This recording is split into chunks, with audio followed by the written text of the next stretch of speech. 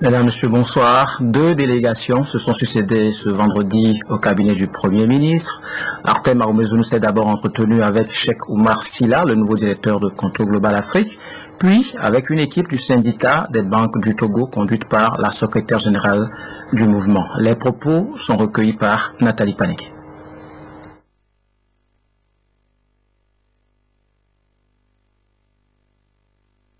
Je suis venu rencontrer son Excellence Monsieur le Premier ministre pour me présenter à lui parce que j'ai pris la direction générale de Contour Global Afrique il y a maintenant 2 mois, également avec la direction générale de Contour au Togo, donc c'était le premier objet. Le deuxième objet, c'était pour informer son Excellence des 2 derniers prix que Contour Global Togo a obtenus pour ses actions en tant que les actions sociales qui a été donné par le State Department et également les actions que nous faisons sur les communautés donc au Togo.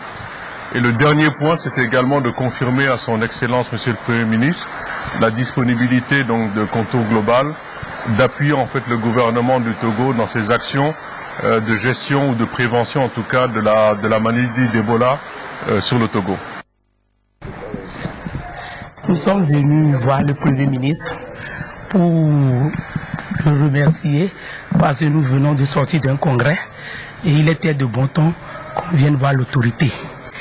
Ils sont venus le voir et on a discuté et nous lui avons donné les problèmes que nous avons dans notre corporation afin qu'il puisse nous aider à trouver des solutions idoines.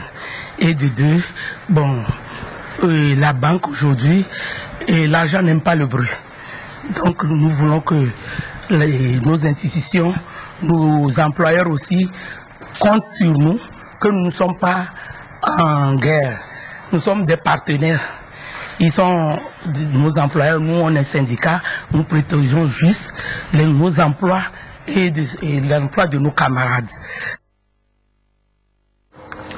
Protocole d'accord entre le ministère de la Sécurité, le PNUD, le Programme des Nations Unies pour le Développement veut soutenir la consolidation d'une infrastructure de paix durable au Togo avec une enveloppe de plus de 11 millions de francs CFA destinée à former les éléments de la Force Sécurité Élection 2015. Augustin Kossi, Pierre Soupa.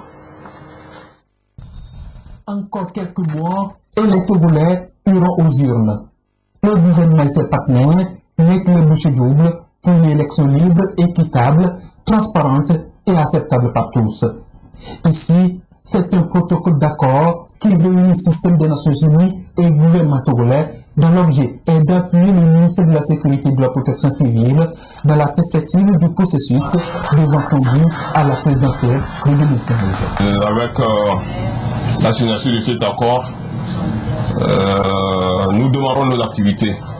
À partir du moment où la force est créée, un commandant et ses avions sont nommés. Il ne reste qu'à commencer nos activités. Heureusement, le PNUD a voulu nous donner un coup de main dans la formation.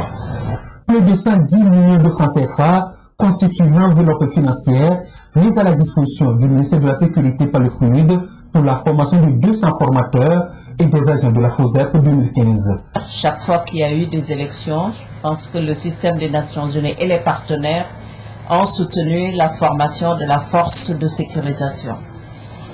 L'objectif, c'est de permettre à cette force de bien maîtriser tous les éléments liés au respect des droits de l'homme, liés à la démocratie, liés au comportement qui est attendu d'eux pendant les périodes électorales. Du 16 au 20 décembre prochain, les agents de la police, de la gendarmerie et près de 8000 agents de la FOSEP seront donc formés sur les droits humains, le maintien de l'ordre public et les règles de bonne conduite en période électorale.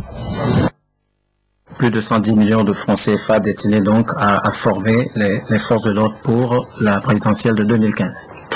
Les retombées de la récente visite du président Faure à Accra se précisent. Le Togo et le Ghana viennent de conclure un mémorandum d'entente sur le projet transfrontalier d'eau potable annoncé par le président John Dramani Mahama. Le projet s'étend de Soga-Kopé au Ghana à une grande proportion de la ville de Lomé. Il est estimé à 2 195 000 €, l'équivalent de près d'1 milliard 500 millions de francs CFA. Emmanuela Adjaklo, Christine Pétier-Kelte. La croissance démographique et le développement économique du Togo et du Ghana ont engendré une très forte demande en eau potable.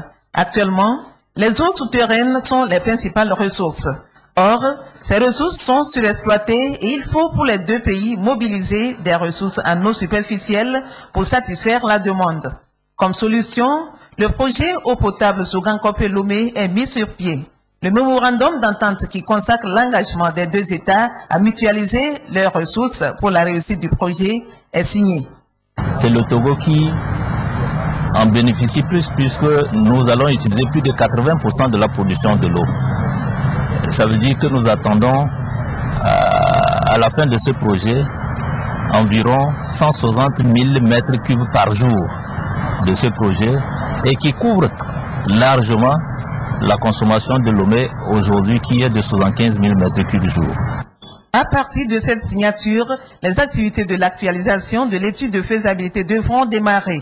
Le ministre des Ressources en eau du Ghana a rappelé les termes du mémorandum et les dispositions à prendre pour que le coût de l'eau soit abordable. We will negotiate to ensure that the water we'll get from this private investor will not be... Nous allons négocier pour que le coût de production ne soit pas trop élevé au risque d'être un handicap pour nos populations. Nous allons user de toutes nos capacités. So we will deploy every negotiation. Le Togo et le Ghana ont eu recours à l'appui financier de la Banque africaine de développement pour la réalisation de ce projet. Les deux ministres ont salué l'engagement de leurs chefs d'État respectifs à traduire dans les faits les idéaux d'intégration économique et de gestion transfrontalière des eaux partagées à travers ce projet. L'eau est un facteur indispensable pour le développement des activités agricoles. Ces dernières années, la disponibilité de l'eau de pluie est conditionnée aux caprices de la nature. Les producteurs agricoles de la préfecture de Doufelgou se forment sur les changements climatiques et les nouvelles réformes destinées à renforcer l'agriculture au Togo. C'est une initiative conjointe de la Direction générale de la météorologie nationale et de l'Organisation mondiale de la météorologie. Nestor Moussou. Donner les outils nécessaires aux producteurs pour leur permettre de prévoir le temps et mieux coordonner les activités agricoles dans un contexte de changement climatique.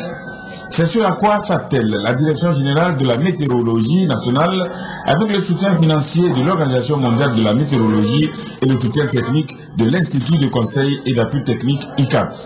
Les participants sont issus de la préfecture de Doufelgou. Ils sont membres des groupements agricoles et ces pluviomètres leur sont destinés. On va leur apprendre à les installer, à mesurer les hauteurs de pluie et surtout avec ces hauteurs de pluie-là, planifier la saison agricole. Ils vont apprendre à déterminer par exemple les dates de semis avec les hauteurs de pluie et avec la durée de la saison.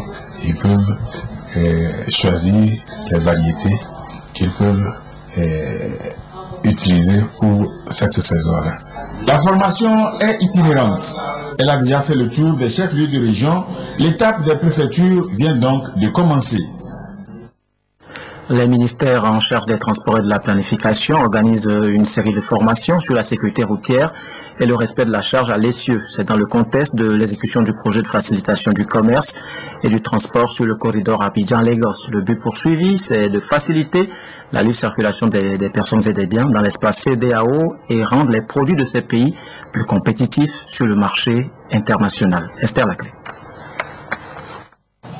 La libre circulation des personnes et des biens peine toujours à s'appliquer entre les pays membres de la CEDEAO. Entre autres causes, les coûts élevés de transport et les barrières non tarifaires. Conséquence, les produits en provenance de ces pays ne sont pas compétitifs sur le marché international. Pour trouver une solution aux multiples entraves existantes sur ce corridor, la Banque mondiale a initié en collaboration avec la CEDEAO un projet régional de facilitation du commerce et du transport. À travers cette rencontre, les acteurs du secteur sont associés à l'exécution du dit projet. Dans l'espace communautaire UEMOA, et c'est dit, il y a le règlement 14 qui demande à ce que nous puissions respecter les gabarits des véhicules et de respecter les charges à l'essieu. Donc c'est d'amener toute cette population cible, tous ces usagers à comprendre et à savoir comment charger les véhicules et à ne plus surcharger.